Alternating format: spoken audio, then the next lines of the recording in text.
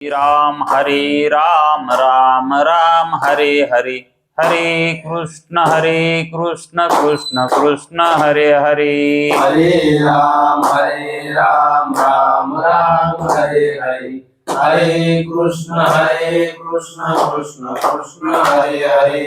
हरे राम राम राम हरे हरे, हरे कृष्ण कृष्ण कृष्ण हरे हरे। हरे राम राम राम हरे हरे, हरे कृष्ण कृष्ण कृष्ण हरे हरे। कुंडलीक वरदे हरि विठ्ठल श्री गुरु ज्ञानदेव तुकाराम पंढरीनाथ भगवान की जय। माऊली ज्ञानेश्वर महाराज की जय। जगद्गुरु तुकाराम महाराज की जय। ब्रह्मनिष्ठ गुरुवर्य रमनाथ महाराज की जय। श्री विनायकं गुरुर्नौमि साखरे नाम विश्रुतम् येषां चरण सान्निध्यात् जीवा मुक्ता भवन्ति। साखरे वंशविख्यातं ज्ञानदान परायणम् विनायकं गुरुर्वन्दे भवबन्धविमुक्तये। श्रीरङ्गनाथं गुरुराजवर्यं मुमुक्षूणां ज्ञानदानेकदक्षं प्रभावती क्षेत्रनिवासिनं नमामि वेदान्तविदां वरिष्ठं। पुण्डलीकवरदे हरिविठ्ठल श्री गुरु ज्ञानदेव तुकाराम पंढरीनाथ भगवान की जय। माऊली ज्ञानेश्वर महाराज की जय। जो आनंद सत्य प्रकाश विभू आणि आधार नाम रूपास, बुद्धी न जाणे आणि जाणे इतिहास, तो अपार शुद्ध परमात्मा मीची असे। माझे अपार स्वरूप समुद्रावरती, जणू तरंग ब्रह्मा विष्णू महेश गणपती, सूर्य चंद्र वरुण यम मिरविती, देवी कुबेरही तैसेची। जो सर्वज्ञ आणि दयाघन, मुनी हृदयी ज्याचे करीती ध्यान, त्याचे बुद्धी उपाधी करुणा नित्याभान मजची माझी होतसे।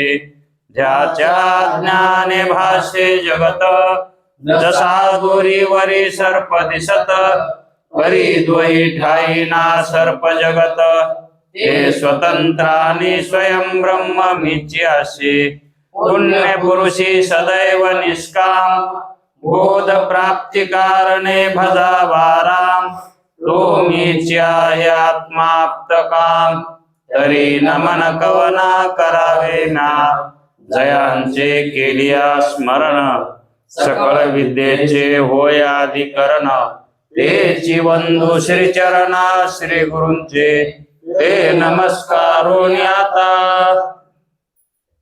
चल विचार सागर चौथ्या तरंगाचं रहस्य।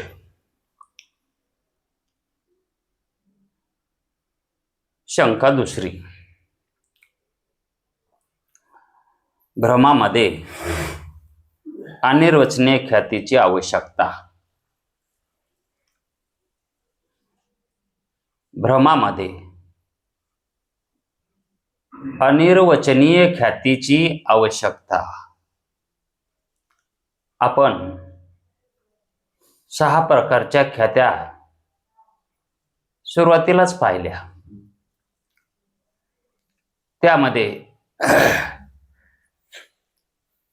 सर्व ख्यातीवाद्यांनी एकमेकाचं खंडन केलेलं आहे आणि शेवटी वेदांत्यांनी सत्ख्यातीवाद्यांचं खंडन केलेलं पाहिले। वेदांत्यांनी सत्ख्यातीवाद्यांचंच खंडन केलेलं आपण पाहिले। म्हणजे सत्ख्यातीवाद हा खंडित आहे असं मानायला आता काही हरकत नाही. मग ज्याला आपण सत्य समजतो ते सत्य नाही, किंवा संसारिक व्यावहारिक दशेमध्ये आपण ज्याला सत्य समजतो ते वेदांत दृष्टीने, शास्त्र दृष्टीनं ते सत्य नसून मिथ्या आहे. मग शास्त्राचा, वेदाचा असा काय अभिप्राय आहे, संतांचा असा काय अभिप्राय आहे की जगातली जेवढे जीव आहेत, संसारिक आहेत, त्यांना मिथ्यात्ववाद का सांगतात? सत्य तर समजतातच किती, सत्ख्यातीमध्ये तर सर्व जीव आहेतच की, पण वेद, गुरु, शास्त्र हे सत्य नाही म्हणून का सांगतात जीवाला? आणि मग कसं आहे म्हणून सांगतात तर मिथ्या आहे म्हणून सांगतात. यामागे प्रयोजन काय आहे शास्त्राचं? जगाला भ्रमातून काढायचं आहे. जगत मिथ्या असून ते सत्य मानायला येतं, आणि मिथ्या सुखदुःखाचा व्यवहार होत असताना, भोग होत असताना जीव त्या ठिकाणी सत्यत्व मानून सुखदुःखी होत आहे. मग सुखदुःखाची निवृत्ती करण्यासाठी याला दुसरे काही उपाय आहेत का? दुःखाची निवृत्ती करण्यासाठी काही उपाय आहेत का वेदशास्त्र सोडून? दुसरे काही उपाय?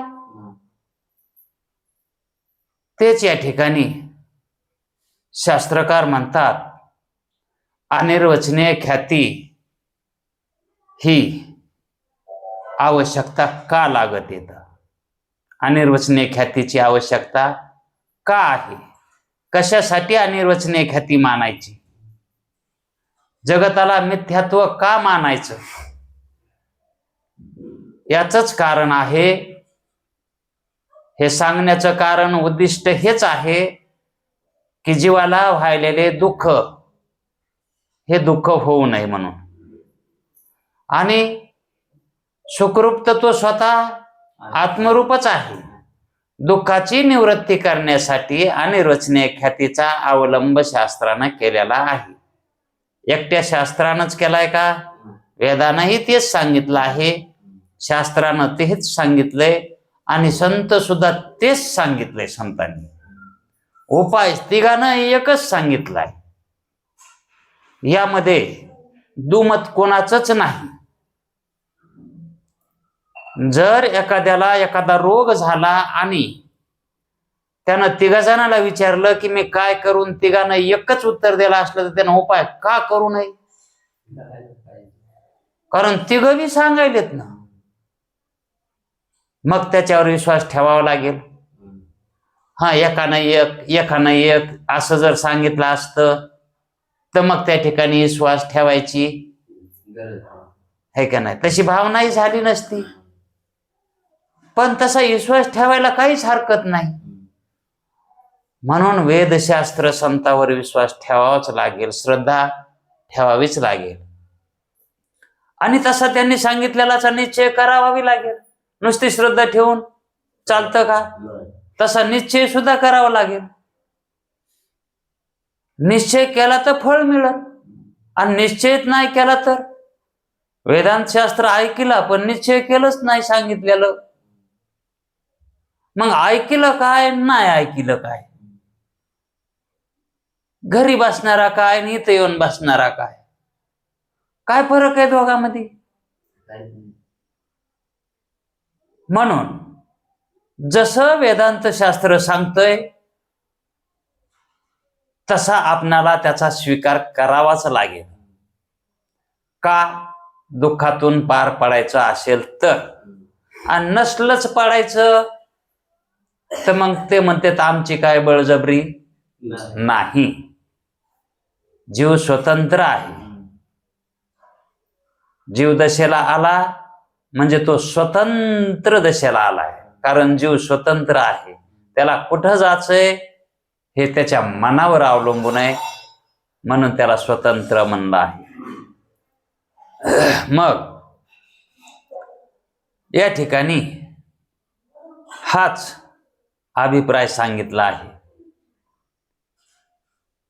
की व्यवहारात या, व्यवहारामध्ये, जगतामध्ये, व्यवहारात मनुष्याचा ओढ कुंकड आहे, ओघ कुंकड आहे, द्रव्य संपादन करण्याकडे आहे, म्हणजे संपत्ती मिळविण्याकडे आहे. का तसं करतो? कारण त्याच्या वाचून व्यवहार चालतच नाही. द्रव्या वाचून, पैशा वाचून व्यवहार धकतच नाही. हे जरी खरं असलं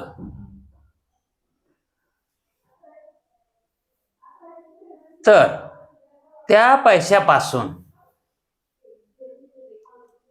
विषय सुखाची इच्छा पूर्ण करण्यासाठी पैसा जमा करतो. तो पैसा कशासाठी जमा करतो? विषय सुखाची जी इच्छा होते ती इच्छा पूर्ण करण्यासाठी तो खर्च करावा लागतो. म्हणजे विषय सुखाची प्राप्ती आणि रोग क्षुधादी व्याधी आणि रोग, भूक, तहान या दुःखाची निवृत्ती करण्यासाठी तो पैशाच्या पाठीमागे धावत आहे, म्हणजे द्रव्य संपादन करत आहे. दुसरा कोणता हेतू मग? आणि त्या द्रव्याचा उपयोग तरी काय होतो इथं? त्याच्यासाठीच उपयोग होतो ना, दुसरा काय उपयोग आहे का? संसार चालविण्यासाठीच आहे ना, व्यवहार चालविण्यासाठी. आणि त्याच्यासाठी तो काय करायला? धडपड करायला, मिळविण्यासाठी. आणि त्यापासून तो क्षुधा, तृषा इत्यादी जे काही प्राणाचे धर्म आहेत, शरीराला लागणारे आणि विषय, हे याच्यामध्येच खर्च करायला आणि त्याच्यासाठीच मिळवायला. हे सगळ्याला अनुभव आहे. याचा सगळ्यांना अनुभव आहे. मग हा जसा अनुभव आहे ना, तसाच दुसराही एक अनुभव आहे. दुसरा कोणता? पण त्याबरोबर दुसराही असाही अनुभव आहे की ऐश्वर्य संपन्न राजापासून अत्यंत दारिद्र्यापर्यंत, राजापासून ते भिकाऱ्यापर्यंत दुःख संबंध रहित, दुःख संबंध रहित, स्व इच्छाप्रमाणे, स्वतःच्या इच्छाप्रमाणे सुखी असा कोणीही दिसत नाही. मग राजा असो की भिकारी असो, कुणाजवळ पैसा असो की पैसा नसो, सुखी कोणी दिसतंय का? मग कसं मानावं? सुखी होण्यासाठी पैसा कारण आहे. राजाकडे काय कमी आहे? ऐश्वर्य संपन्न आहे. पण त्याला विचारावं, तुम्ही सुखी आहात का? तुमच्या ठिकाणी सर्व दुःखाचा नाश आहे का? तर त्याला नाहीच म्हणावं लागेल. त्याच्या ठिकाणी दुःख त्याला मानावंच लागते. मग सांगा, पैशानं दुःखाचा नाश होतो का? पैशानं सुखाची प्राप्ती होते का? मग पैसा कारण आहे का सुख दुःखाला? आणि सुख दुःखाला कारण पैसा आहे म्हणूनच पैशाच्या मागे लागलेत का नाही सर्व जीव? मग राजाजवळ सर्व ऐश्वर्य संपन्न राजे आहे, पण तो सुद्धा दुःखी आहे. मग असं जगतामध्ये कोण सुखी आहे आणि कशानं सुखी आहे? असं जगामध्ये कोण दुःखी नाही आणि कशानं दुःख रूप मिळाले त्याला? विचार करून जर बघितलं तर जगातातले सर्वच दुःख आहेत, दुःखी आहेत. मग श्रीमंत असो की गरीब असो. मग याच्या कारणाचा विचार जर करू लागलो तर आपण, तर निश्चित असे ठरते की शेवटी असं मानावं लागतंय, द्रव्य आणि सुखप्राप्ती, पैसा आणि सुख, किंवा द्रव्य आणि दुःख,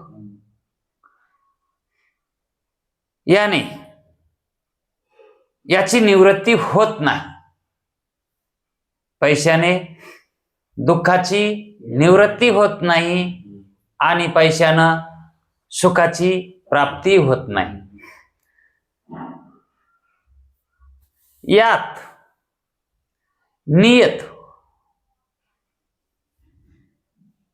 नियत म्हणजे नियमानं कार्यकारण भाव नाही असं ठरलं. या आपल्या आताच्या विवेचनावरून असं ठरतं की याच्यामध्ये कार्यकारण भाव नाही. कशात नाही? धन ऐश्वर्य याच्यामध्ये आणि सुखदुःखामध्ये कार्यकारण भाव नाही. मग याचा कार्यकारण भाव लागतो तरी कुठं? सुखाचं साधन जर ऐश्वर्य नसल तर सुखाचं साधन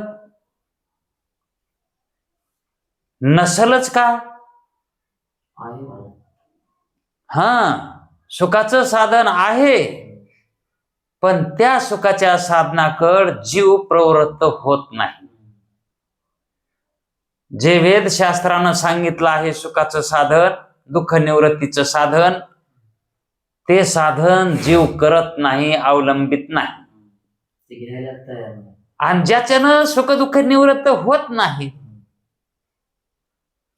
ते साधन मानायला येतो. साधन चुकायलंय असं कळावं का नाही? साधन चुकायलंय असं कळावं का नाही? मग साधन चुकायलंय अशा कळण्याला काय म्हणावं? साधन चुकायलंय असं कळण्याला काय म्हणावं? विवेक म्हणावा, विचारी म्हणावा. है का नाही? तो विवेकामध्ये आलाय, कारण त्याला कार्यकारण भाव कळायलाय. है का नाही? मग कार्यकारण भाव याच्यामध्ये तर पैसा म्हणजे संपत्ती आणि सुखदुःख याच्यामध्ये कार्यकारण भाव तर दिसून येत नाही. मग एखाद्या गरीबाजवळ पैसे नसल्यामुळे, गरीबापाशी पैसे नसल्यामुळं प्रपंचात शेकडो त्याला दुःखे येतात. है का नाही? कशामुळं? पैसा नाही म्हणून. आता हे प्रत्यक्ष आहे का ना आपल्याला अनुभव?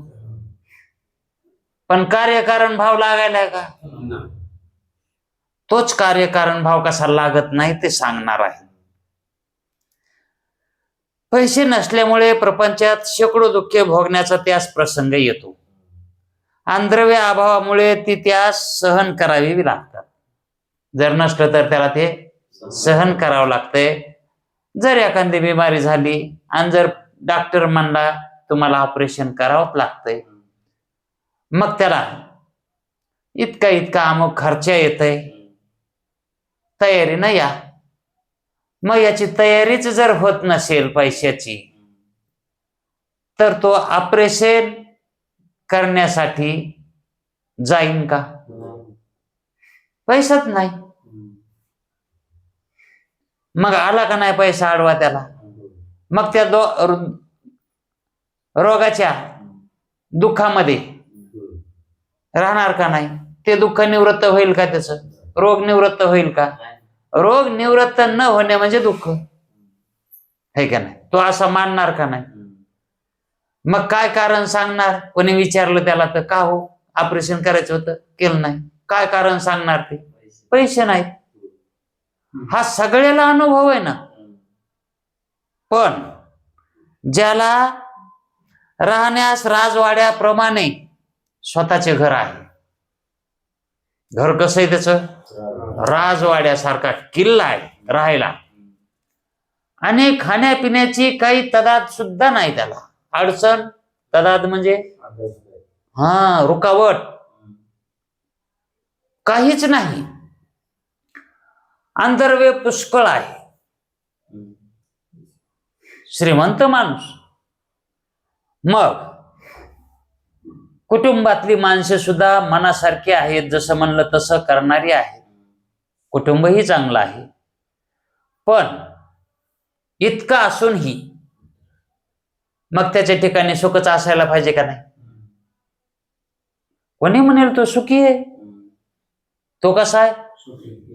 सुखी माणूस आहे, राजवैभवी, त्याला कशाचीच कमी नाही असं म्हणतात. पण त्याला जर पुत्र संतती नसेल तर पैसा काय करतो? एवढी संपत्ती असली तरी काय करणार?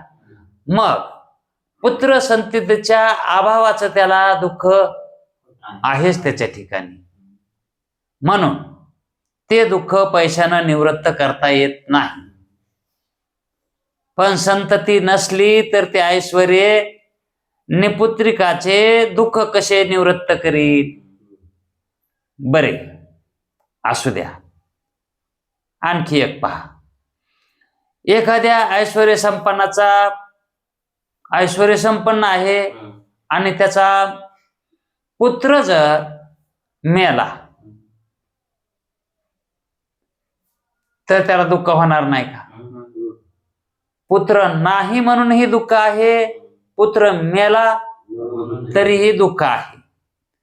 एखाद्या राज ऐश्वर्याचा पुत्र जर मृत झाला तर त्याच्याजवळ कोट्यवधी द्रव्य असले तरी काय कामाचे? त्यापासून मुलगा जिवंत कसा होईल? किंवा पुत्र मरणाचे दुःख तरी कसे नाहीसे होणार? बरं, पुत्राला नाही वाचविता आलं, पण ते मरणाचं जे दुःख झालं आहे ते दुःख तरी कशाला नाहीसं करणार? मग ते पैशानं होतंय का ते दुःखाची निवृत्ती? मग आजपर्यंत शेकडो राजे महाराजे संस्थानिक मृत झालेत. मोठमोठ्याले संस्थानिक सुद्धा मेलेतच. मग एवढाले असून सुद्धा ते मेलेतच की. आणि ते मेल्यावर त्यांच्या कुटुंबाला दुःख नाही का झालं? त्यांच्या मरण्याचं दुःख त्यांच्या कुटुंबाला झालेलं कशानं निवृत्त करणार? ते पैशानं. मग त्यांच्या मृत्यूपासून त्यांच्या पुत्रादी आप्तेष्ट झालेल्या दुःखाची निवृत्ती व राज ऐश्वर्यापासून कोठे झाली? त्यांच्या दुःखाची निवृत्ती राज ऐश्वर्यापासून झाली का? नाही.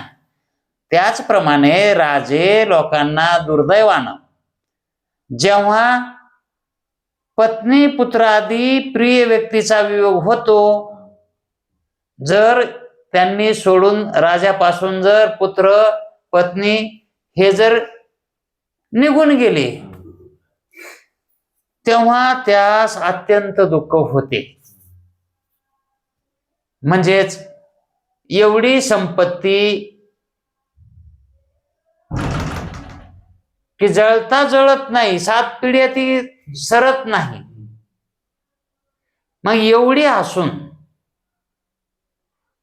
दुःखाला निवृत्त करील का ती? दुःख निवृत्त करील का? ते ऐश्वर्य दुःखाला निवृत्त करत नाही. परंतु जवळ असलेल्या राज ऐश्वर्यापासून त्या झालेल्या दुःखाचा नाश होत नाही. जवळ असलेल्या राज ऐश्वर्यापासून दुःखाचा नाश होत नाही. हीच स्थिती सर्व जीवमात्राची आहे. सगळ्यांकडं असंच चालायलंय. तुम्ही कोणासही विचारून पहा, ते दुःखाचंच रडगाणं सांगणार. सुखाचं कोणीच बोलत नाही. पण कोणाकडूनही राज ऐश्वर्यापासून दुःख निवृत्त झाले असे उत्तर येणे शक्यच नाही. ऐश्वर्यापासून दुःख निवृत्त झाला असं कोणीच म्हणणार नाही.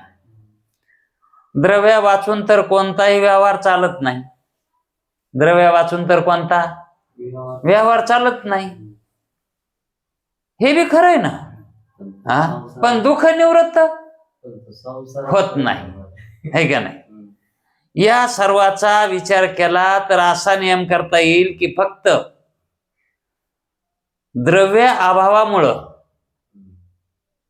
द्रव्याच्या अभावामुळे जे सुख मिळणार नाही, पैसे नसल्यामुळं जे काही सुख मिळत नव्हतं किंवा जे दुःख निवृत्त होत नाही,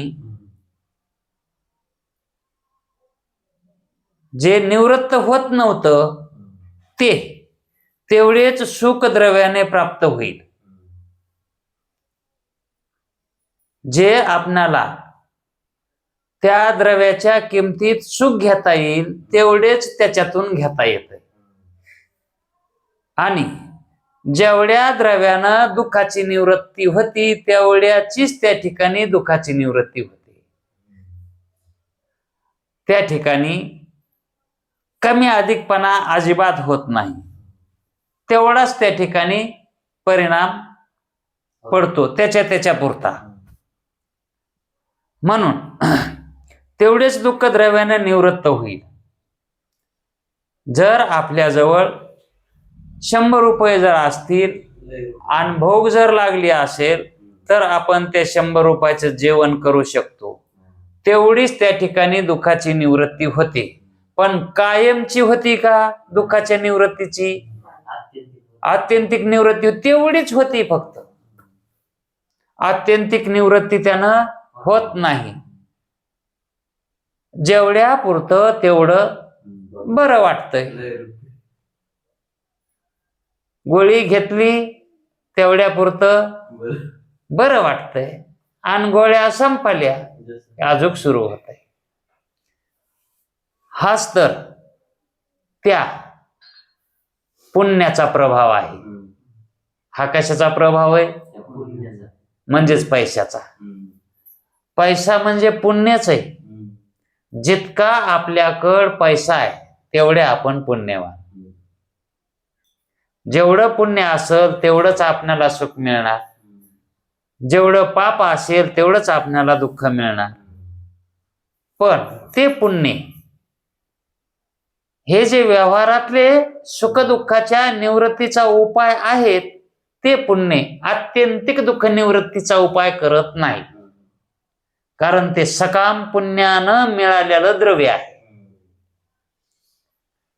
सकाम कर्मानं मिळालेलं ते पुण्य आहे. मग ते पुण्य तेच काम करेल. पण आत्यंतिक दुःखाचा नाश करणारं पुण्य आपल्याकडून जर घडलंच नाही तर आत्यंतिक दुःखाचा नाश आपला होणारच नाही. मग आत्यंतिक दुःखाचा नाश आणि सुखाची, कोणत्या सुखाची? परमानंद सुखाची प्राप्ती ही त्या पुण्यानं होणार नाही. मग परमानंदाची प्राप्ती आणि आत्यंतिक दुःखाची निवृत्ती यासाठी निष्काम पुण्य असावं लागतंय. निष्काम कर्म केल्यानं जे पुण्य मिळतं का ते पुण्य लागत आहे. कशासाठी? आत्यंतिक दुःखाची निवृत्ती आणि परमानंदाची, म्हणजे सुखाचा नाश न होणारा असं सुख जर पाहिजे असेल तर त्याला तसंच पुण्य लागत, है का नाही? आता हा पूर्वविचार झाला. यापेक्षा द्रव्याचा जास्त उपयोग नाही. आध्यात्मिक, आदिभौतिक आणि आदिदैविक हे जे जीवाच्या पाठीमागे लागलेले 3 ताप आहेत, ताप म्हणजे दुःखच, हे जे दुःख आहेत, हे दुःख असून त्या सर्व दुःखनाशाची सर्व मनुष्यात सदैव इच्छा असते. मनुष्याला इच्छा कशी आहे? तात्पुरतं दुःख नाश व्हावं म्हणून आहे का? दुःख कधीच आपल्याला येऊ नये, आपल्या वाट्याला दुःखच येऊ नये अशीच इच्छा आहे सगळ्याची, आणि सदा सुखी राहावं अशी इच्छा आहे, सगळ्याची इच्छा आहे. मग याकरताच धडपड चालू असते. आणि खरी जी धडपड आहे व्यवहारामध्ये ती कशासाठी? कायमचं सुखी व्हावं म्हणूनच आहे का नाही? कोणाला वाटतंय का? कोणालाच वाटत नाही. आणि धडपड त्याच्यासाठीच करतोय, परंतु त्यापासून सर्व दुःखाचा नाश झालेला दिसून येत नाही. दुःखाचा नाश होत नाही त्यानं. मग तशी धडपड करणाऱ्याला विचारावं, तू अशी धडपड का करायला असतं? तो म्हणतो सुखासाठी करायला, है का नाही? मग यानं सुखाची प्राप्ती होती का? तो म्हणतो तात्पुरती होती, कायमची. आणि इच्छा काय आहे तुझी? मग कायमची व्हावं. मग साधन चुकायले की रे? मग याच्यावर दुसरं कुठं कोणतं साधन असते का? हेच साधन आहे, आणि त्याला दुसरं साधन माहित नाही, म्हणजे तो अज्ञानी आहे. व्यवहार जसा दिसतो तसा सत्य आहे. व्यवहार जसा दिसतो तसा सत्य आहे असा ज्याचा निश्चय आहे, त्यास सर्व दुःखनाशाचा व्यावहारिक उपाय सापडणे शक्यच नाही. जसा संसार दिसायला आहे तसा तो सत्य मानल्यावर त्यानं कितीही प्रयत्न करू द्या सुखाचे, त्याला सुखाची प्राप्ती होणे शक्यच नाही. दुःख नाश त्याचा होणारच नाही. आजपर्यंत शेकडो दीर्घ प्रयत्न करणारे सार्वभौम राजे, दीर्घ प्रयत्न करणारे, दीर्घ म्हणजे खूप प्रयत्न करणारे, आणि सार्वभौम राजे म्हणजे सार्वभौम म्हणजेच दुसऱ्या देशाला जिंकाय निघणारे सर्वश्रेष्ठ असे सार्वभौम राजे होऊन गेलेत, असे मोठमोठे राजे होऊन गेलेत व अद्यापी आहेत, आताही काही आहेत. पण केवळ ऐश्वर्य किंवा दुसरे व्यावहारिक उपाय, ऐश्वर्य किंवा व्यावहारिक काही उपाय यापासून कोणाचीही सर्व दुःखाच्या नाशाची निवृत्ती झालेली दिसून येत नाही. कुठंच उदाहरण नाही तसं. कारण आपला इतिहास जर बघितला तर पूर्वी केवढाले राजे होते, आणि आताही पंतप्रधान आहेत किंवा दुसरे मोठमोठ्याले देश आहेत, त्या देशाचे अध्यक्ष, राष्ट्रपती, की ज्यांची सर्व सत्ता आहे, सगळ्या पृथ्वीवर त्याची, ते सुद्धा दुःखामध्ये जातात. सर्व दुःखाची त्यांचीही निवृत्ती झालेली दिसत नाही. मग थोड्या दिवसापूर्वी एक उदाहरण दिलंय. 39 ते 45 या काळामध्ये जे महायुद्ध झालं, त्या महायुद्धामध्ये धुरंधर असणारे असे चाणाक्ष त्यांना सुद्धा दुःख भोगावे लागले. थोड्या दिवसापूर्वी झालेल्या महायुद्धापासून हा सिद्धांत ठरतो.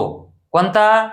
1914 1939 ते 1945 मध्ये झालेल्या महायुद्धात एकापेक्षा एक ऐश्वर्य संपन्न राष्ट्रे, राज कार्य धुरंधर मंत्री असतात आणि दीर्घ प्रयत्नी लोक असूनही त्या महाबुद्धिमान म्हणून घेणाऱ्या इंग्लंडच्या मंत्र्याशी हिंदुस्थानातील गरीब लोकांपुढे ईश्वर प्रार्थनेकरता हात जोडावे लागलेच.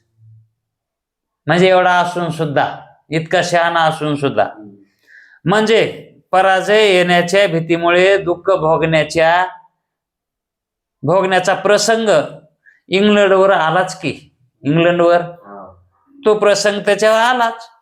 तसेच ईश्वराशिवाय दुसऱ्या कोणासही न मोजणारा एवढा मोठा, ईश्वराला सोडून इतर कोणाही सर्वांपेक्षा एवढा मोठा जर्मनीचा हिटलर, पण आज त्याचा पत्ताही नाही, त्याचा माग मुद्दा सुद्धा नाही. या एकंदर व्यवहाराच्या परिस्थितीवरून केवळ ऐश्वर्य प्राप्तीपासून निरातिशय आनंद प्राप्ती किंवा त्रिविध दुःखांनाश केव्हाही होणे शक्य नाही. कितीही प्रयत्न करू द्या, जग जिंकायला निघू द्या, तरी पण त्याला दुःखच पदरात मिळत आहे. असा पहिला एक राजा जग जिंकायला निघाला होता. कोण? सिकंदर. हा, त्याचं दुसरं एक नाव आहे अलेक्झांडर, आहे का? हा, त्याचं दुसरं नाव आहे. हा, मग त्यानं एवढं जग जिंकलं तरी त्याला सुख प्राप्त झालं का? शेवटी तो काय म्हणला? माझे हात वरी असे हात बांधा, हात खाली ठेवू नका, हात वरी असे रिकामे करून जगाला दाखवा की मी काही नेत नाही. ही प्रचुर कथा आहे किंवा इतिहास आहे. याच्याहून तरी लोकांनी धडा घ्यावा की एवढा मोठा जग जिंकणारा राजा सुद्धा काहीही घेऊन जात नाही आणि त्याला मरावंच लागलंय, म्हणून मरणाचं दुःख त्याला भोगावंच लागलंय. असा असताना सुद्धा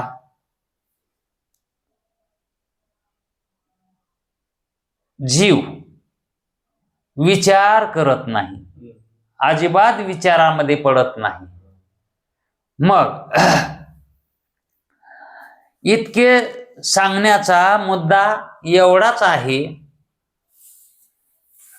कोणी म्हणेल द्रव्यापासून तुमच्या म्हणण्याप्रमाणे सुखप्राप्ती व दुःख निवृत्ती होत नसेल.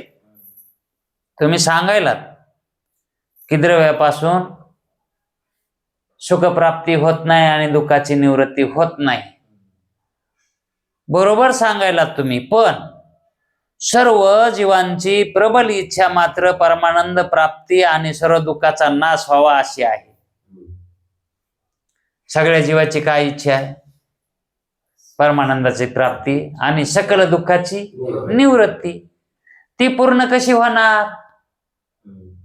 जर मग समजा पैशानं काही होतच नाही या दुःखाच्या निवृत्तीचं आणि सुखाच्या प्राप्तीचं, ते कारणच नाहीत, तर मग कशानं होईल?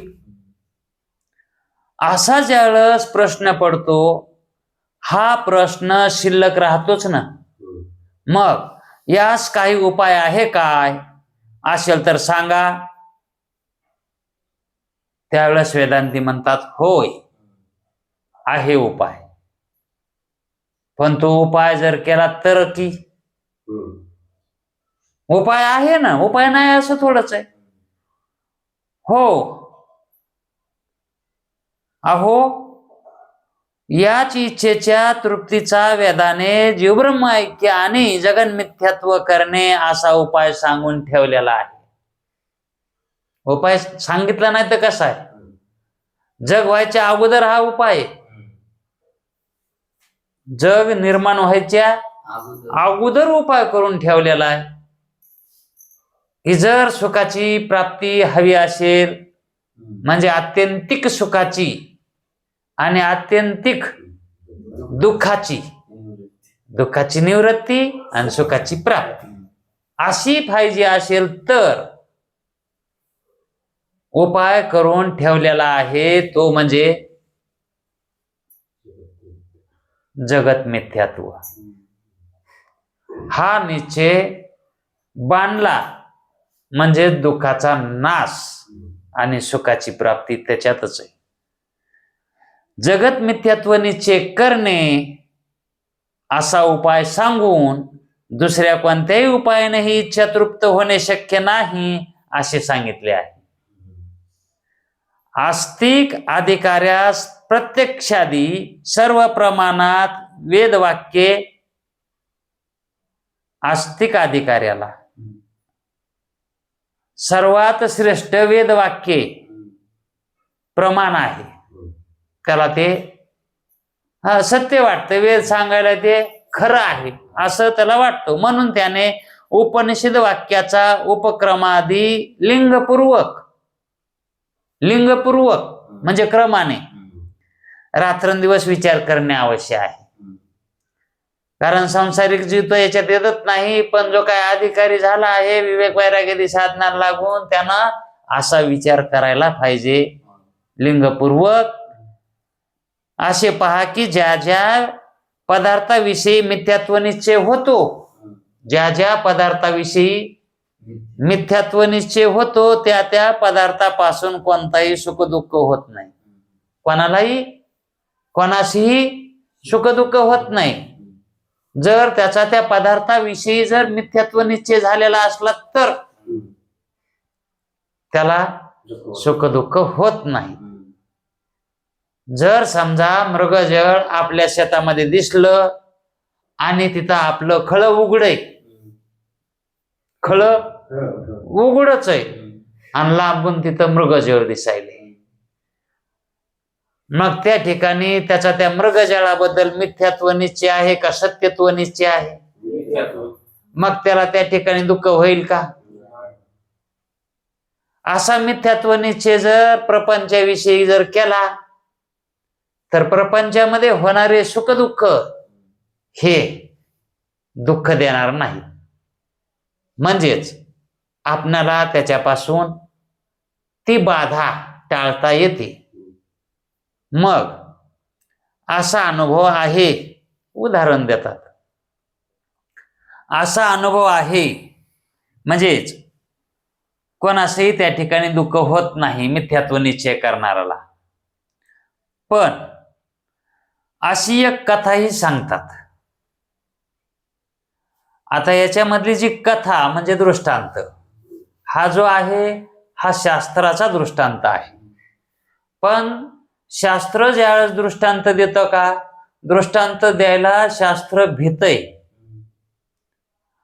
जर समजा दृष्टांत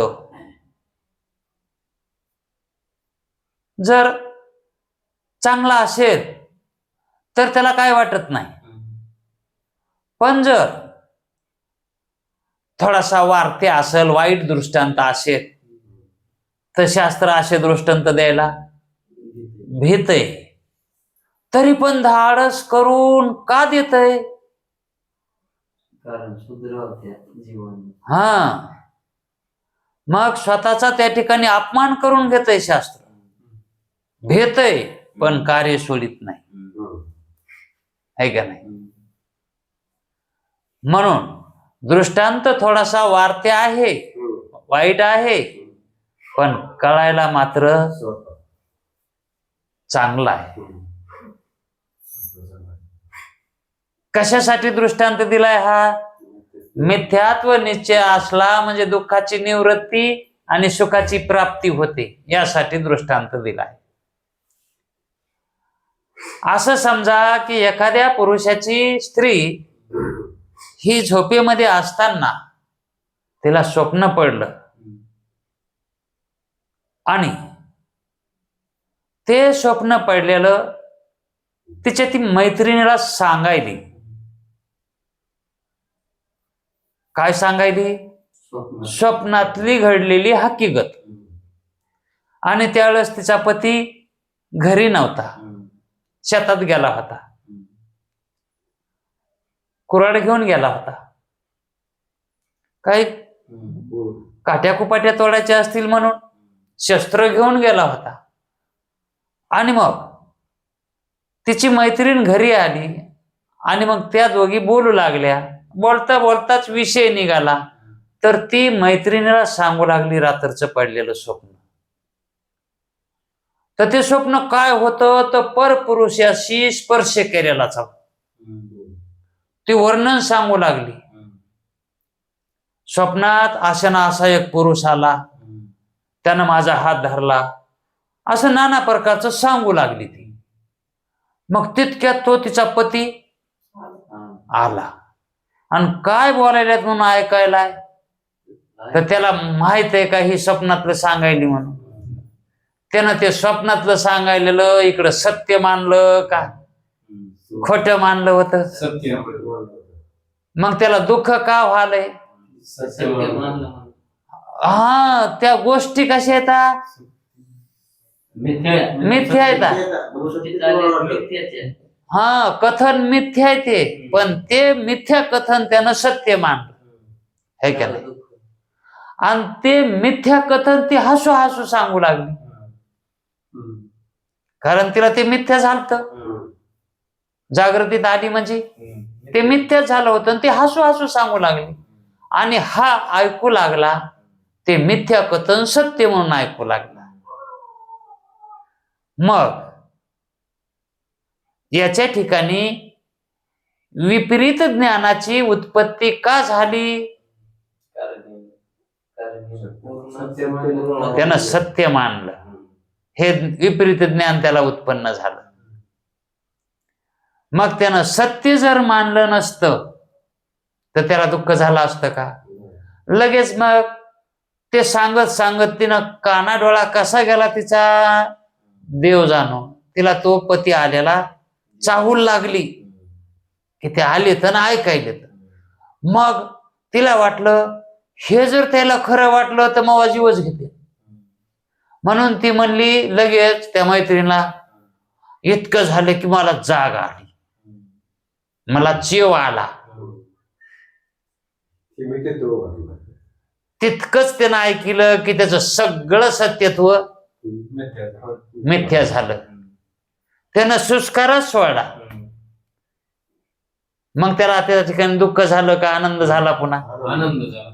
आणि अगोदर मग सत्यत्वानं त्या ठिकाणी दुःख होऊ लागलं आणि मिथ्यात्वानं काय व्हायला? आनंद व्हायला. आणि विषय एकच आहे का नाही? मग मिथ्यात्व निश्चय जर जीवानं केला या जगताविषयी तर या ठिकाणी दुःख होते का? मग कोणाच्या मरणाचं कोणाला दुःख होईल का? आणि मग दुःख नाही झालं म्हणून का त्याची माती करणारच नाहीत का?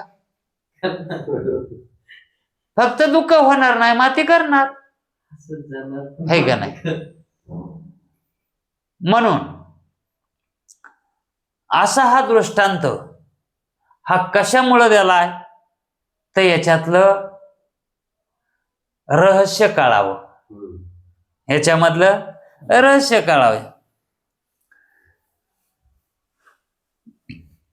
यात मुद्दा एवढाच की जोपर्यंत आपल्या पतीचा व्यभिचार पती सत्य मानित होता तोपर्यंत त्यास क्रोध आला आणि दुःखही झाले.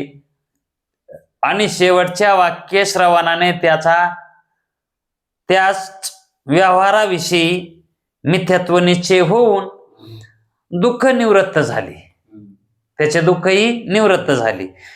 गोष्ट थोडी ग्राम्य आहे, परंतु दुःखोत्पादक व्यवहार मिथ्या आहे असे निश्चित झाल्याबरोबर एकदम दुःख नाश कसा होतो? दुःखाचा नाश एकदम कसा होतो? कशानं झाला दुःखाचा नाश? हा इथं पैसा लागला का? त्याला हे सांगायचंय की द्रव्याची गरज द्रव्यापासून दुःखाचा नाश होत नाही, तर दुःखाचा नाश कशानं होतो? मग मिथ्यात्व निश्चय केल्यानंच होतो खरा. हे दाखविण्याकरता लिहिलेलं हा दृष्टांत आहे. याप्रमाणे प्रपंच मिथ्या मानणाऱ्या ज्ञानी पुरुषाशिवाय मिथ्या मानणाऱ्या ज्ञानी पुरुषाशिवाय जीव मात्राचा व्यवहाराच्या ठिकाणी जोपर्यंत सत्यत्व निश्चय आहे, कोणाशिवाय? ज्ञानी पुरुषाशिवाय. कारण ज्ञानी पुरुष हा मिथ्यात्व निश्चय करून बसलेला असतो, म्हणून तो सोडून, ज्ञानी सोडून इतर जीव जेवढे मात्र आहेत, जितके म्हणून जीव मात्र आहे, त्यांच्या व्यवहाराच्या ठिकाणी जोपर्यंत सत्यत्व निश्चय आहे तोपर्यंत कोणत्याही उपायानं त्यांनी कितीही खटपट करू दे दुसरी, तरी त्यांना दुःखाचा नाश होणे शक्य नाही त्याच्याकडून. कारण त्यांचा उपाय चुकायला आहे. आणि याला एकच उपाय आहे, जगत मिथ्यात्व निश्चय. मग म्हणून वेदाच्या मनोगतानुरूप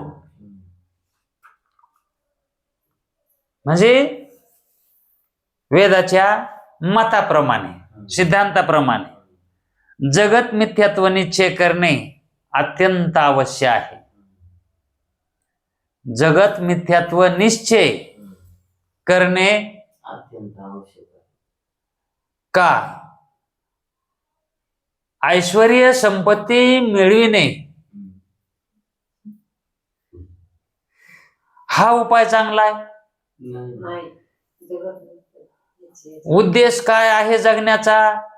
सुखाची प्राप्ती आणि दुःखाची, आणि ती पैशानं तात्पुरती होती. आत्यंतिक निवृत्ती होती का? मग आत्यंतिक निवृत्ती कशानं होते? मिथ्यात्व निश्चयानं. मिथ्यात्व निश्चय करून घ्या म्हणते मग वेद. मग जास्त पैसे कमविण्याच्या भानगडीत पडण्यापेक्षा जगत मिथ्यात्व निश्चय. बर, तसंही नाही त्याचं म्हणणं. तुम्हाला जितकं कमवायचं तितकं कमवा, पण जगत मिथ्यात्व निश्चय हा सोडून कामू. जगत मिथ्यात्व निश्चय करून तुम्ही सगळं जग विकत घ्या, आम्हाला काय घेणं. आमचं म्हणणं एवढंच आहे की फक्त जगत मिथ्यात्व निश्चय करा, जगत मिथ्या माना. असं मानल्याशिवाय सुखाची प्राप्ती होणे शक्यच नाही, हे आम्ही अनुभवानं सांगतो. असं संत, वेद, शास्त्र हे सांगायला येतं, आणि ते जे सांगतात ते कधीच खोटे ठरत नाही. हे खोटं कधीच ठरत नाही. अनुभवमुक्ष याला खोटं मानितच नाही. बर, खोटं मानणाऱ्याला म्हणावं मिथ्यात्व निश्चय करून बघ.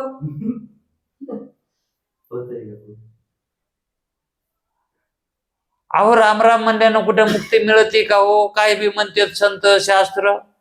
असा सांसारिक मनुष्य म्हणतो, नास्तिक मनुष्य म्हणतो.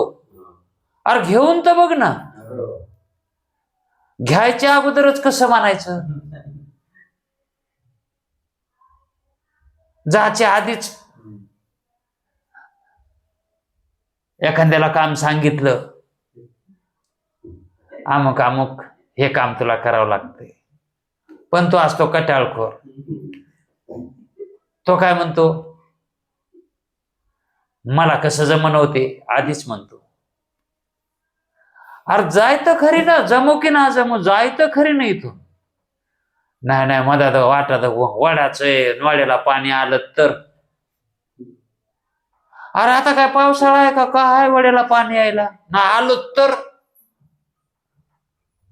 मग आलं तर मग तिथून काही आम्ही योजना करू तुला आणायची न्याची, पण जाय ना. आणि तिथं गेलं ते तुम्ही आणायचं सांगितलेलं ते नाही गो सरत तर. म्हणजे नाही करणाऱ्याला 12 बुद्ध्या, है का नाही? तसं जो विषय शास्त्र सांगायला ते विषय आपण प्राप्त करून घ्यावा ना. मग वेदशास्त्र म्हणतात की बाबांनो, जगत मिथ्यात्व निश्चय करून घ्या, तुम्हाला नित्य निरातिशय सुखाची प्राप्ती होईल आणि सर्व दुःखाची निवृत्ती होईल. सगळं काम तुमचं व्हायला लागले आणि तुम्हाला जर धन दौलत कमवायची असेल तर तेही कमवा. तसं तर तू कमविल्यानं ते कमत नाही, कमवायला गेला तर गमत आहे. डावावर बसणारे खेळायला येण्यासाठी बसतात का गमविण्यासाठी बसतात?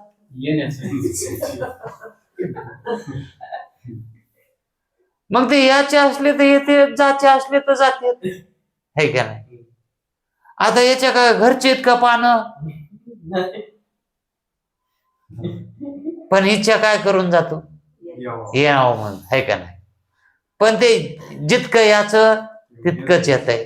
तसं आपल्या आदृष्टामध्ये ईश्वरानं जितकं ऐश्वर दिलेलं आहे तितकंच येणार आहे आणि जिथं जितकं खर्च होणार आहे तितकंच होणार आहे. काटकसर करून काय उपयोग आहे तिथं? जितकं खर्चायचंय ते एखादा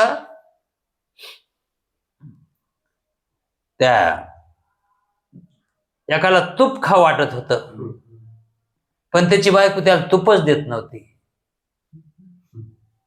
त्याला खाऊ वाटायचं पण ती पैसा करीत होती, त्याचा तुपाचा पैसा करायची, त्याला तुपच द्यायची नाही. आणि मागितलं की म्हणायची अहो होतं हो पण इकलं, होतं हो पण इकलं. मग तो म्हणायचा जेव्हा झालंय तेव्हा द्याच जाय ना मनानं. ते म्हणले तुम्ही मागितल्याशी कसं द्यावं? आता त्याच्या नशिबातच नव्हतं, आदृष्टांना बायको तशी मिळाली. हा, तो घरात असून जर देत नाही म्हणल्यावर आदृष्टानं तशी मिळाली. मग एक दिवशी सण आहे म्हणून कस तरी तिनं लाजकाच वाढलं ना, दिलं वाटीमध्ये, पडली त्याच्यात माशी. त्याच्यात काय माशीच पडली त्याच्यात. ते म्हणलं माशी पडली आता कसं खाव? अहो खायचं असलं तर ते तूप बी खा आणि ते माशी बी चाटून खा म्हणली. खायचं असलं ते म्हणलं काय झालं मला तर कशाला तूप तूप. म्हणजे आदृष्ट जर नसेल तर मिळत नाही, किती प्रयत्न करा मिळत नाही.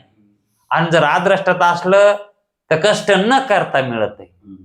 हे आदृष्ट जीवाला, प्रत्येक जीवाला आदृष्ट आहे, पण त्याच्यावर मनुष्य विश्वास ठेवीत नाही. मग आदृष्ट याच्यावरच जगायचं म्हणल्यावर कर्म करूच नाही का? कर्माच्या नंतरचा आदृष्ट आहे. आदृष्ट कशाला आहे? कर्माला आहे. कर्माला आदृष्ट आहे. कर्म हे झाड आहे आणि त्या झाडाला आदृष्ट हे फळ आहे. असं मानलं तर संगती लागते. आणि जर आदृष्ट सांगायला गेलं तर ते म्हणतात मग आम्हाला काहीच करायची गरज नाही, मग दे रे हरिण पानगावरी म्हणतो. पण ते तसं नाही ना. ह्या गोष्टी सगळ्या शिकाव्या लागतात, मग कळत असतात. तसा जगत मिथ्यात्व निश्चय हा शिकावा लागतो आणि मग कळत असतो, मग बाणत असतो, मग त्याचा निश्चय होत असतो. आणि निश्चय झाल्यावर नंतर जगत मिथ्यात्व निश्चय झाल्यावर पुन्हा दुःखाची निवृत्ती आहे आणि परमानंदाची प्राप्ती आहे. असा या ठिकाणी याने हा रहस्याचा वेद सांगितलाय. असं रहस्य असतंय आणि हे रहस्य असं मुद्दाम होऊन कुठं कोण्या विषयामध्ये सांगता येत नाही म्हणून त्यांनी रहस्य थोडस सेपरेट म्हणून सांगितलं आहे. उद्याचा विषय उद्या पाहू. कुंडली कवरदे हरी विठ्ठल.